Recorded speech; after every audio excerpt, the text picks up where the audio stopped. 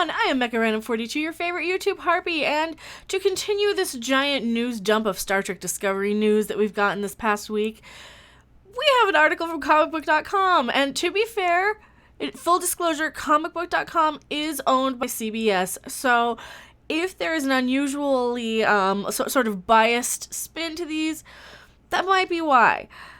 This came from Jamie Lovett, January 13th. Star Trek Discovery's showrunner, Alex Kurtzman, on why he's revisiting Section 31. I can answer that because he can't leave well enough alone, maybe.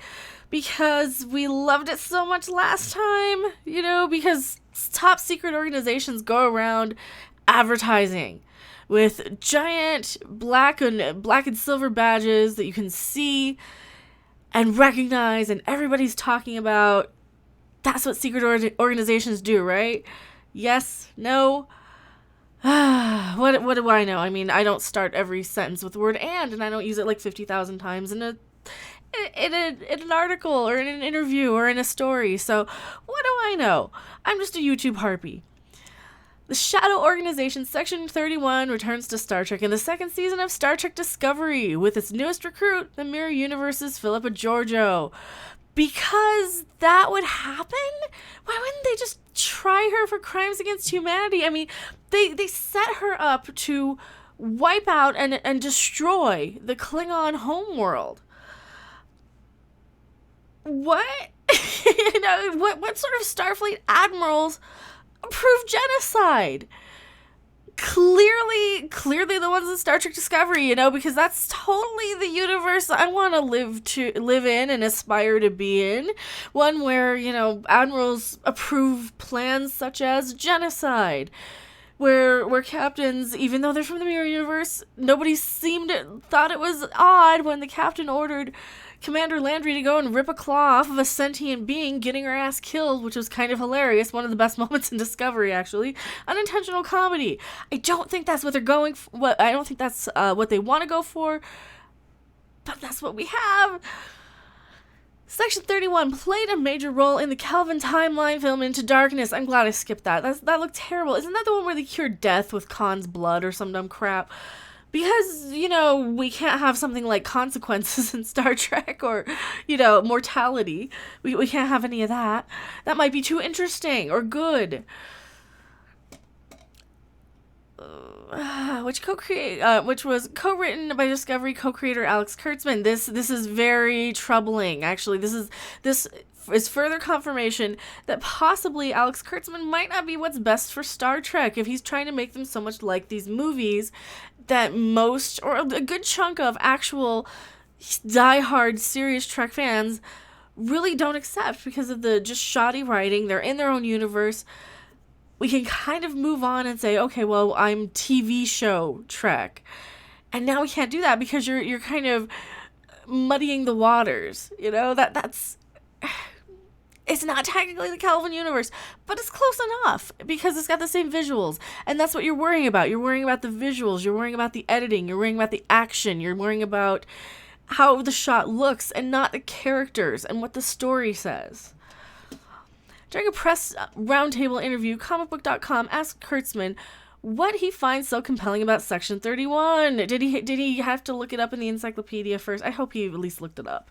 I hope he at least kind of knows what Section 31 is, but clearly, they're this organization that hands out black and silver badges, and shouts who they are. Well, Starfleet live in a very black and white world. They have rules, and they stick to those rules. You can bend them, but you can't break them, Kurtzman explained. Yeah, Section 31 lives entirely in shades of gray, and they do all of the things that Starfleet proper can't do. Which is why it makes even less sense that the admirals would approve Mirror Universe Georgiou's plan for genocide against the Klingon homeworld in Season 1 of Discovery. It makes even less sense if the admirals can do that. Read your own, watch your own show. Just watch your own show. Take notes. I did. And, oh God, he does every freaking word. He's starting and. Learn how to write. You don't start sentences with the word and. And that's really interesting because when you have a character like Georgiou who's conscience is constantly being tested, and her ethics are constantly being tested. She's really, in some ways, the perfect person to do the dirty work that Starfleet can't do. And that's an exciting place to explore. It's a little bit of gloves off, which is what's fun about Section 31. Please stop starting every sentence with "and." It's pissing me off. Just stop it. Well, it was always a plan to kill the Primetime Line's Georgiou in the second episode and bring back star Michelle Yeoh as Georgiou's Mirror Universe counterpart. Kurtzman says the idea of extending Mirror Georgiou's role and having her join Section 31 came later. It's like they were kind of making it up as they went along, which I guess a lot of the time Star Trek used to do, but at least it kind of had a coherent narrative. It actually evolved halfway through the season, he said. The plan from the beginning was to kill her in the second episode and bring her back in the Mirror Universe. And then, and you started this with "and" again. When we were thinking about how we wanted to step up the second season and where we wanted to go, it made a lot of logical sense that she would become part of Section 31. No, she probably would have been executed or sent to prison. She probably would have been sent to prison for the rest of her life. Starfleet wouldn't execute people. Section 31 actually might have executed her. You can't have somebody who's basically a cannibal maniac sort of person running around with a badge and authority. Seriously, are they as dumb as the writing on the show sometimes? I wonder, because your characters are only as smart as your writers. The decision seems to be paying off. Rumor has it that CBS All Access is considering giving Yeoh her own Star Trek Discovery spin-off, following Georgiou's adventures as an agent of Section 31. In a previous interview, Georgiou discussed what joining Section 31 means for Georgiou. Don't you mean Michelle Yeoh discussed it as for the character? Proofread your articles, please. In the whole universe, this is probably her best toy, Yeoh said, because Section 31 has all the most updated gadgets, because they're the most informed, and she, as an engineer, she can hack into Section 31. Oh, spoilers? Spoilers? She can hack into Section 31, so spoilers, she's going to take over Section 31.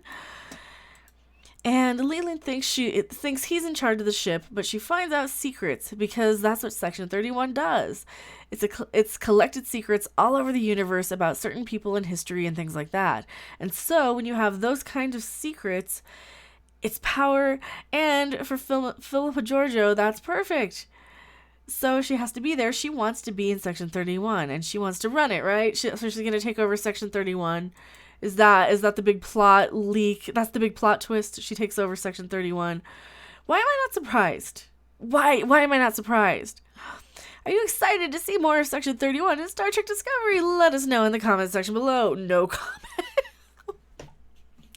Sorry. When did this come out? Yes, the 13th. Okay, so it came out Sunday. Nobody's excited to see Section 31 in Discovery. I wonder why. Are you guys excited to see Section 31? Do you think it's an absolute terrible idea to let this space Hitler run loose in the prime, quote unquote prime? We know it's not actually prime because Star Trek didn't look like that then. In this supposed to be prime universe, do you think that's a good idea to let her loose? We saw her eat a Kelpian, feast on their ganglia. We've seen her basically try and blow up the entire Klingon homeworld. We've seen her wipe out, without a second thought, without hesitation, her entire most trusted inner circle, except for one guy. Is this really the type of person we want working Section 31? I mean, Section 31 people have always been a little shady. You had your kind of shady sort of people, but they never came across as just pure evil, did they? I don't know. I'm gonna have to go back and remember and rewatch some of the Sloan episodes of Deep Space Nine. But some of the most evil stuff that they did was get Dr. Phlox kidnapped. That wasn't wiping out an entire species. That was pretty bad, though. They did get Dr. Phlox kidnapped so they can go and start that war with the Klingons with the augment virus crap in Enterprise. A lot of people didn't watch Enterprise. I went back and rewatched it not too long ago, and it kind of holds up. It was really good in the fourth season. Sadly, Les Moonves decided to cancel it because he doesn't like Star Trek. But, whatever. What do you guys think? Let me know your thoughts in the comment section below. Do we care about Mirror, Philip, and Georgiou? Are we so tired of Discovery at this point? Are we just gonna hate watch it? I mean, do you want to watch it? Don't watch it. You're just gonna wait for me to watch it. I know. I will watch it so you guys don't have to. I am Mecha42. Thank you so much for watching, and I will see you guys on the next video or live stream. Bye! Thanks for watching. If you liked it, make sure to hit that like button, and if you want to see more, don't forget to subscribe. See you in the next video. Bye!